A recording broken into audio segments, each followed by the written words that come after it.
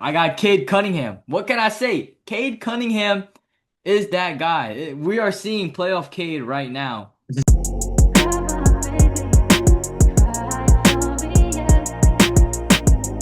Welcome, guys. Welcome back to another video, or I could say another podcast. But this is the Next Man Up podcast. We are back. I'm Hero, I'm Jack. and it's not gonna be a long video. Not gonna be a long podcast today. But today we're gonna go over the first round of the NBA playoffs. It ended about a couple days ago.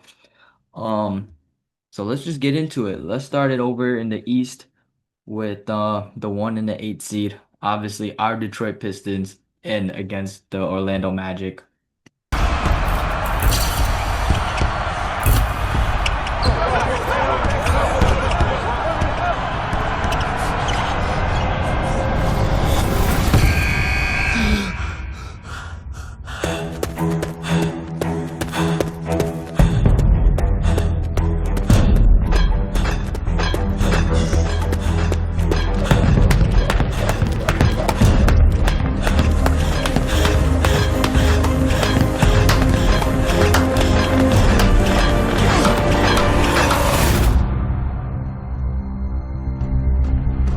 Minutes left in the fourth. Miami leads by two.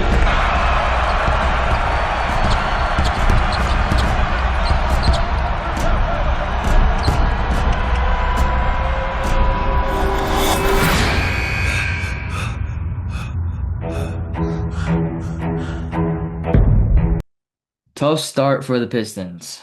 Obviously, if you guys watched the playoffs, you did see the Pistons did go down 3-1. It was bad. Everyone was saying Duran doesn't deserve a max contract. Cade is not playoff ready. They need more help. Then game five happened. Game six came in. Cade was clutch, more clutch than ever. And then game seven, you brought it back to Detroit and they won the game. Obviously, if you did watch, we won in seven. Pistons did win in seven. And honestly, how we're gonna do this out, we're gonna give a let's just Jack and I we're gonna give a grade for the playoff and the most the most outstanding player on the court. So obviously that was probably one of the best series I've watched in my whole time watching the NBA.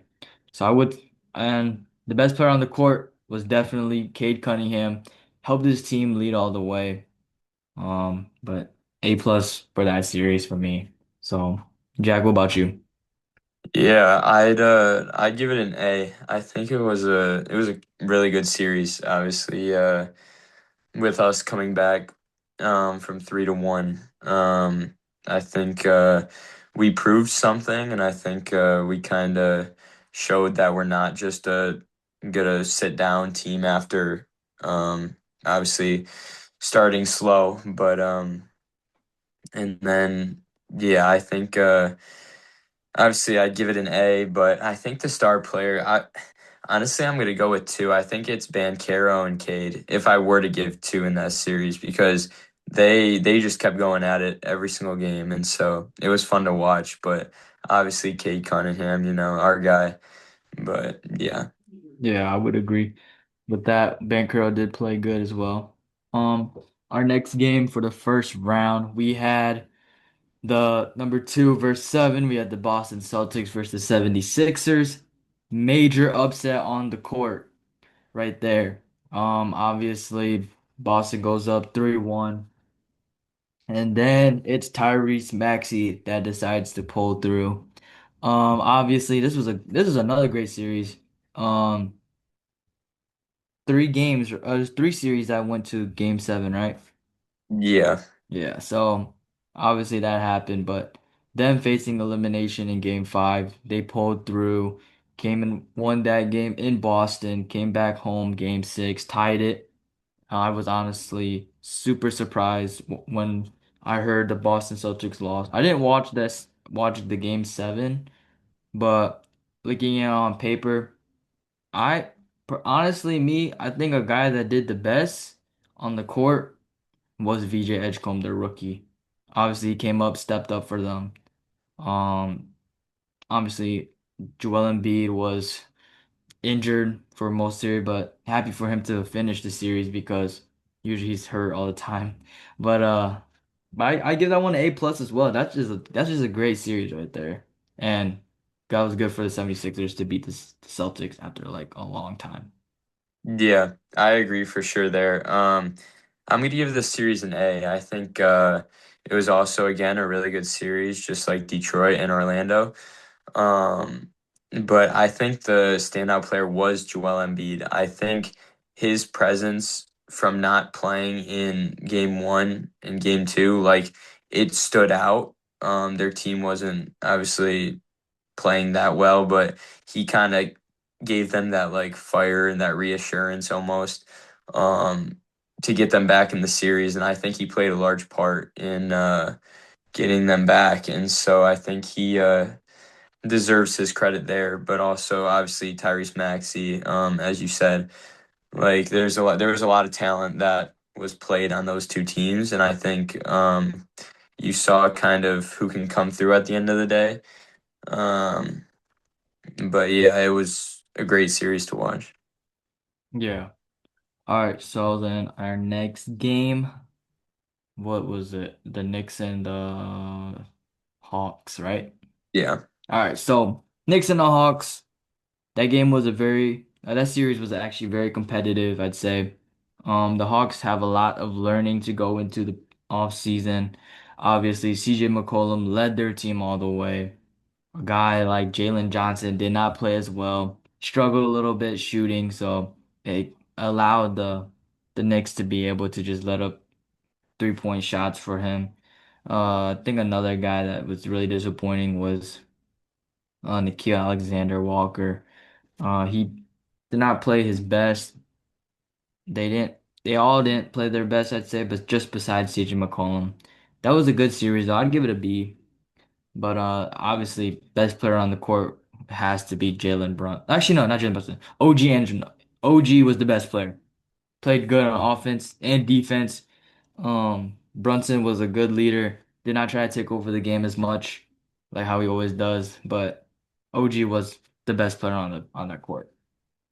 Yeah, I agree. I feel like people don't give OG enough credit on his defense ability and offensively. I mean, he's a great shooter too. I feel like people forget about that. But yeah, I think obviously going into the series, obviously Atlanta had a hot start.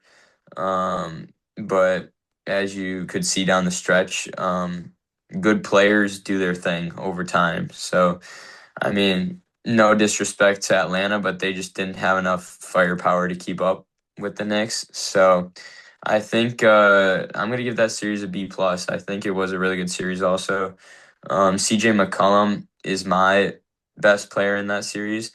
I mean, even though they didn't obviously win the series, he was a big part of keeping them in the series. Alexander Walker, going off of your point, he played like he's supposed to play, I would say, but they needed him to play how he was playing, if that makes sense. Yeah. But like I feel like he did his job, but over the course of the season, he had to step up, and he was stepping up. So I feel like people had a, I guess, higher expectation for him. Um, but yeah, I think overall, really good series. Yeah. Totally agree. I mean, Knicks move on. They play Philly. They're playing Philly right now. But our next game, the last game in the Eastern Conference Finals, we have the Cavaliers versus the Raptors. Obviously, Cavs won 4-3. They went to game seven. Raptors were pretty good. They shocked me personally. A young team needed a they're really good on defense. Scotty Barnes looked like a really good player. But that series was just awesome to me, obviously. But one guy that just sucked in my opinion was Brandon Ingram. Uh could not hit his shots, was not clutch at all, was not even a good player. They were better with him off the court, obviously, if you guys saw and you guys watched that game. But the Cavaliers, they did everything correct. The only thing I'd say they did really bad on was a little their turnovers. Not even a little bad. That was just bad. They're still having a lot of turnovers right now in round two. But the Cavaliers, they need to fix that. James Harden needs to fix that. He's a I don't even know how long he's been playing in the league, but a vet that's turning the ball over, that's not good. But obviously they came out with the win. I best player on the court there, RJ Barrett. I'm giving him his flowers. Hit that game winner in game six to take it back to Cleveland for them. It did give flashes of Kawhi Leonard, I'm not gonna lie. But Yeah. I'd give that series an A. I think that was probably like the third best series right there. It throughout the whole playoffs. But yeah. I, I give it an A. RJ Barrett is the best player on the court right there. Yeah, I agree. I feel like people don't talk about RJ Barrett as much anymore. Obviously, a standout in college at Duke, played with Zion, super team, I would say. But Yeah. um, yeah, I feel like yeah, I remember. I mean, watching that, it looked like Kawhi Leonard all over again. But Yeah. um, yeah, I think. I would give this probably a B. I think it was a really good series, but I feel like compared to some of the other series, it's hard to eh, it's really close, but I feel like obviously taking it to game seven, RJ Barrett coming up really clutch for them. I feel like overall it was a really good series. Um, yeah, James Harden and the turnovers not ideal for them, obviously. But I would say it's tough. I feel like the most beneficial player was probably, uh, I mean, even though I would say Harden did not play as well as he probably could have, I feel like his offense was still important to them and their success in the first round. So I would say Harden is up there. Also, as you said, RJ Barrett, huge contributor for them, not just in that game, game six, but overall. So I think those two guys are standouts from that series for me. But yeah, I'd give it a B. Yeah. All right. So that was Eastern Conference. Obviously, round two is going on. And I just want to say the matchups for the Eastern Conference. You have the Pistons and the Cavaliers. And then you also have the Knicks and the 76ers. You never get used to the pressure. You just learn to embrace it. Expectations aren't a burden, they're a privilege. Because it could be worse. No one could expect anything at all. Let's move on to the Western Conference. We're going to shift to them. Game one for the West is Oklahoma versus the Phoenix Sun. It was not really that big of a competition. Obviously, we knew coming in that number one seed, the champions coming to go against the Phoenix Sun. We obviously knew it was going to be 4-0 sweep. So, me honestly, best player on the court, obviously, Shea Alexander. And then I give it a grade. I'd give it like a B minus because, it was an easy 4-0 sweep. But I the only thing I would the only thing I would blame the refs. That was probably the worst thing. Obviously, if you guys saw the Devin Booker foul, the thing they were calling on Devin Booker, that was just horrendous. That's not basketball anymore. But Shea, best player, B minus grade for that series. Yeah, I'd give that series a C. I don't think many people tuned into it. I think everybody knew kind of what was going on. But yeah, I feel like now, obviously, a lot of people saw what was happening with the referees and stuff and how the games were happening. But that's unfortunately, that's just, I don't want to say it like that, but that's Oklahoma City basketball. I mean, if you're playing against them, you just got to expect that stuff to happen. So it's kind of everybody knows it. now. So, I mean, you just got to deal with it. I mean, we're in the second round as of now. Detroit, don't want to spoil anything, but they did just win game two against Cleveland. You kind of saw a little bit of those calls being made in this last game.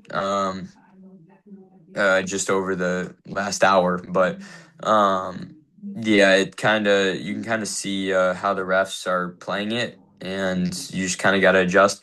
But I think yeah, overall C grade, probably Shea still best player in the series, but just not enjoyable for people. I think personally,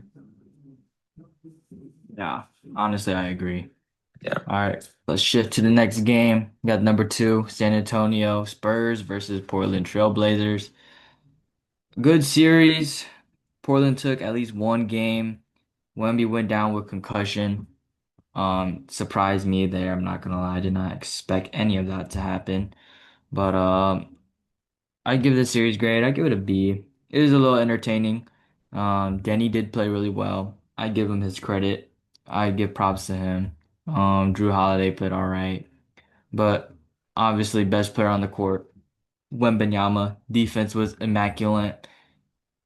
Wemby went off at first game. Obviously, we saw he had like 30 points. Their defense is just great everywhere. Best defense in the league, I'd say, behind Detroit. You guys thought I was gonna say best defense, but yeah, San Antonio got the win. B, give it a B grade. Best player on the court, Wembanyama. Yeah, I honestly agree with that. I think just changing my grade a little bit. I think it was a B minus series. Another one where you kind of know what is gonna happen. Now I was surprised. First few games, I did not think the Trailblazers had any shot, but they proved me wrong. So, I mean, props to Agdia and those guys on the trail. Scoot Henderson had a good Oh series. yeah, So that those guys played well. They stepped up to the best they could. But yeah, I mean, props to De'Aaron Fox and Victor Wembanyama. They played great. Devin Vassell, another guy. But yeah, I'd go Wemby. Obviously, had a great defensive series, and then offense is just really good too. Hopefully, he can stay healthy for them. But yeah, I'd give them a B minus and Wemby. yeah. All right, next game or series. I don't know why I keep saying game. My bad. But next series is Minnesota versus the Denver Nuggets. Really upsetting to see because you guys see a lot of players got injured. But Minnesota, they played great. Like obviously they played, I wouldn't say flawless. They had their mistakes too. Their only mistakes was the injuries, I'm not gonna lie. But I mean that series was good. But Jokic just didn't look good in the first few games. He kind of got it going after like I think what game when they went up from they were down 3-1. Um, obviously I think their best player was not Anthony Edwards. I think their best player was Jaden McDaniels. Came in clutch, ended the series for them. But I give it an A minus. That was a really good series. I watched it in a little bit. Jamal Murray did kind of choke. Even though they say Jamal Murray in the playoffs is probably one of the best players in the playoffs. But Jokic did not pull through. I think this year, this upcoming year for them in the offseason, they're gonna have a lot of changes. You're probably not gonna see Aaron Gordon or Jamal Murray on that team no more. But Jokic is definitely staying for sure. But let's just see how they do. Obviously in the offseason, but Minnesota A minus grade for their series, and Jaden McDaniels was their best player on the court with his defensive stops and his really good scoring. Yeah, I agree. I think yeah, obviously McDaniels had a great series. But I think if we're gonna talk MVP, like honestly, that was not an MVP for type performance at all. It was Like not. if that's a two-time MVP right there, like Now, I will give him credit. He still was a good player out there, but yeah, it's just what people expect from him being that type of player. Like, it's just he never really showed up, I guess. I mean, people will say this and that, but he just overall he just never really showed up for them in those games. And so obviously credit the Timberwolves and their defense for making that happen. But yeah, I think I would give it a B plus series. I think it was still a really good series overall. And then yeah, I gotta agree with you here. I think McDaniels throughout the series was a key player. And so yeah, I would go him as my standout guy in that series. Yeah. All right. I think it's our last one. So make it great, make it fun. Yeah. But obviously we have the Los Angeles Lakers versus the Houston Rockets. Probably one of the most unexpected ones to happen. No Luca, no Austin until probably game 7 for Austin Reeves to come back. But what happened with the Rockets? I don't know what's going on over there. They have the talent, they have the players, they have pretty good depth over there. I think it's their coaching over there, but obviously we're not here to talk about each team individually. We're here to talk about the playoffs and what happened. Obviously, no KD. KD played game 2 and they still lost. LeBron had nobody besides it was literally just LeBron and friends. But I give that I give that series an A.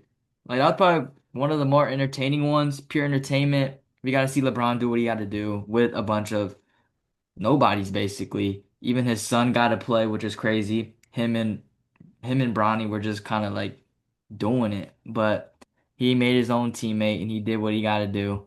Um, but it was just like what I said, pure entertainment. I don't know like what happened, like, 'cause Houston has just straight athleticism. It's youth. These guys are just doing great over like and even in the regular season they were great. But then KD goes down. You don't have a real shooter.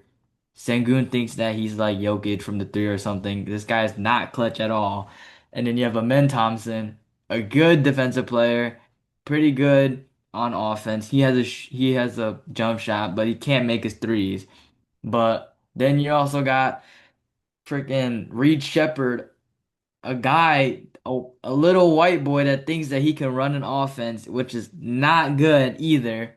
They have like I think the only guy that was good for them was I think Eason, right? Terry Eason. Yeah. Even though he shot threes and he was good off the three, the Lakers did not even care that he was shooting threes good. Like I don't even know, but props to the Lakers, man. LeBron carrying another team to the next round. That's crazy. And respect to JJ Redick because it's his first time moving on or no, winning a series actually throughout his coaching career. But I'm yapping a little bit too much right now, but best player on the court, Marcus Smart. Give him his props. Marcus Smart was really good for them. I say a close runner-up, Rui Hachimura was a great player too. LeBron was great, obviously, but that'd be a little bit too obvious. But I'm giving my respects to Marcus Smart. He came out, he was shooting good, shooting better than what he was supposed to. But obviously, they move on to the second round. I hope I can see Luca play again. But that was a very good. I'd give it an A. Series is an A. Best player on the court, Marcus Smart. Yeah, I'm just gonna start off by saying you just straight cooked the Rockets for like 2 straight minutes, like just full on cooked them. Um, I Dude, they're just mean, terrible, bro. no, yeah, that was really bad. But I just want to say, where is Kevin Durant? Where the hell you're going to a playoff series? This is supposed to be a top playoff series between two really good teams and you just don't want to play? Like, I don't know if that's exactly what happened, but it sounded to me like he just sat out game 1, which was pretty important, obviously. But it just seemed like he didn't. I don't know. I don't know personally, but obviously there's probably other stuff that was happening in that time period. But yeah, I mean it seems like if you really want to win, your best player's got to be on the court.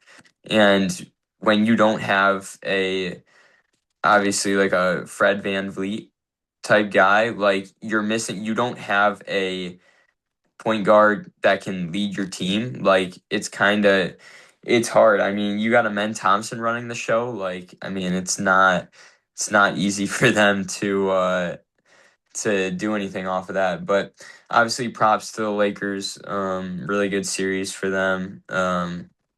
LeBron was really good. I'm not a huge LeBron fan personally, but I'll give him his props. I'm gonna get flamed for that, but um, yeah, he was really good. Obviously, we talked about Marcus Smart. Obviously, his defense was clutch for them. But yeah, I'd give this series a B plus. I think it was a really good series overall. Rockets came back a little at the end, nothing crazy, but my standout, probably your guy also, Marcus Smart.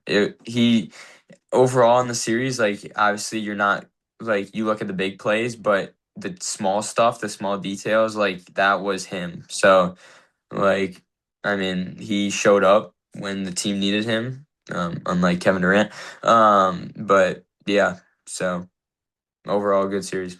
Fuel your grind with Gatorade's proven formula and the right blend of electrolytes to help you on your journey to greatness.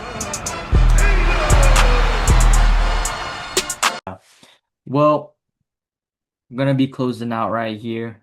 Well, before we close out, Jack, let's give our top five players of the round. Let's say who had probably the best series, and let's say who had the most underrated and probably most disappointing. And which team do we think is actually gonna win the playoffs or the championship? So my top five, it's gonna go. For me personally, and this is just like players that played really well, players that actually showed out, came out and played for their team good. My one is got to be Shea. Obviously, Shea Alexander. Even though I don't really like him as much, but he did Hey yo, what the fuck? come and he showed out. He did what he had to do for his team. But uh we have my number two. Oh my God. All right. Our number two, I got Cade Cunningham. What can I say? Cade Cunningham is that guy. We are seeing playoff Cade right now. They go down 3-1 and he came back for them. He made sure they won that game. Like he said, their backs were across against the wall and he made sure that they won. He said, Yeah, talk to him, boy. "Do not die. We do not die." He had the AirPods in the he had the he had the earbuds in his ear with the sunglasses. Think about that. Think about that picture. Pull up a picture of that on the screen. On everything. Number two, behind Shea. I think in this round two, he might be number one for me, obviously. But my number three, I got Tyrese Maxey. He was just it's just wow for him. Obviously, he played great, played really good. I don't got much for say to him, like I got for Cade or Shea, but he did really well. I put him at my three. For my four, I have Wembenyama. Obviously, he did what he had to do, obviously, but that's all I'm gonna say because you're 7-4, you should be doing that. And then my five, I have this is tough. Actually, five. Give me Paulo Banchero. He did really good. You know they lost. They blew it 3-1. He's really good. I hope they just give him some help next year. Jack? Yeah, obviously there was a lot of good players in that first round. I mean, at my number one, uh, everybody's gonna call me biased, but I'm putting Kate Cunningham at number one. I'm sorry, even though we had some bad games, a 3-1 series down to lead your team back, that's not easy to do. I'll just say that. Obviously scoring over 20 points a game, assists were up too. Just a great series from him. Pretty much leading our team with not a lot of help. Um, at number two, this is tough. I mean, there's a lot of good players. Gosh, yeah, that's hard. Dude, people are gonna be. This is gonna be a crazy take, but I'm gonna go Paulo Banchero, and I feel strong about this because like you. I mean, if everybody watched like those games, like in particular, he was scoring 30 plus a game. I mean, Yeah. that's not something a lot of other guys did. And to keep his team, obviously not a lot of help either. At Orlando, to lead his team basically to Game 7. I mean, I know they did end up choking it, but yeah, overall he was a really good player, and so yeah, I have him at number two, and number three. Um, this is a tough one. Also, I feel like you gotta give props to. I mean, it's gonna sound bad, and he only played what 2 or 3 games, but Joel Embiid, I think he was a difference maker in that. I know it's That's a interesting. that's a good It take. I'm not I right would right agree right with right you. I'm yeah not I gonna lie. right. I think just because like obviously you mentioned Tyrese Maxey, I would also say Maxey's in a top five in any other one, but for this sake, I think Joel Embiid's got to be up there. He leading his team coming back from injury early in the series to get their team over the top, lead him past the Celtics. But yeah, I have Joel Embiid at number three, and number four. Um, I got I got LeBron. I got LeBron at number four. I think obviously, as I said, I'm not a huge LeBron guy, but I mean, doing what he's doing at that age, I mean, you gotta put some respect on his name. Obviously, playing a good Rockets defensive team, um, pretty handily, just doing it himself. So yeah, give him props there. He's at my number four. And then obviously number five, not as strong, but Victor Wembanyama, as you said, you got to put him in. He's top guy already in the league, super young, and honestly, his talent is through the roof. So got to put him in there. But yeah, Yeah. No Shea in your top five. dude, people are gonna cook me, but when you're playing against I mean, I would consider them the worst team in the playoffs. Um, Now, total respect to Devin Booker and those guys, but like it's just it's a hard it's a hard watch. It's like it's just I mean, you respect the player to a point, but like I mean, he scores a lot, he does his thing, but limit the free throws, I guess. No, but I'm just joking. But yeah, I can't put him in my top five for the first round at least. We'll see. He plays tonight for us when we're filming this, but we'll see what happens. Yeah. Well, obviously, we're gonna give our the series that we thought was the best. It's probably gonna go by pretty fast. Yeah. Series that was best, series that was most underrated, and which team was probably most disappointing, and then which team we think is gonna win the championship.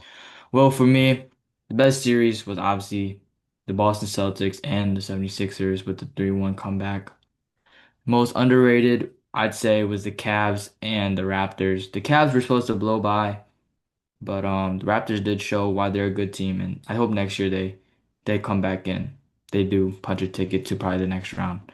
And then the most disappointing team was the Rockets. Obviously, I don't care about no injuries. You guys are playing against a bunch of old guys.